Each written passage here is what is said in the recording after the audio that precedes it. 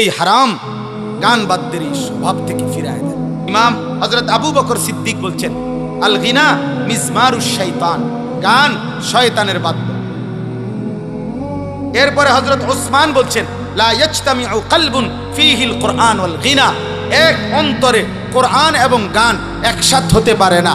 যেই দিলে গান আছে সেই দিলে কোরআন আসবে না, যেই দিলে কোরআন আছে ইনশাআল্লাহ সেই দিলে গান আসবে না, গান আসবে। ইমাম মালিক রাহমাতুল্লাহ আলাইহি বলছে, মা ইয়াফআলুহু ইনদানা ইল্লাল ফুসাক, তিনি বলেন যুগ যুগ ধরে আমাদের আরব সমাজে গান বাদ্য যারা করে তাদেরকে আমরা ফাসিক ছাড়া অন্য কিছু বলি না। ইমাম আহমদ ইবনে হাম্বল বলছে, আল গিনা ইউমবিতুন নিফাকা ফিল কলব, গান বাদ্য ধীরে ধীরে কোন ব্যক্তির অন্তরে ঈমান সরাইয়া মুনাফিকি উৎপন্ন করে।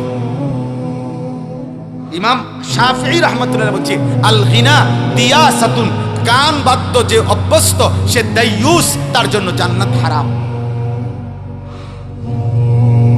ইমামে আজম আবু হানিফা বলছে, সিমাউল আগানি ফিসকুন ওয়াত তালাজ্জুদু বিহা কুফরুন, গান শোনা প্রকাশ্য পাপ আর গান শুননা মজা পাওয়া কুফরি। কুফরি কুফরি মজা পাওয়া বুঝেন।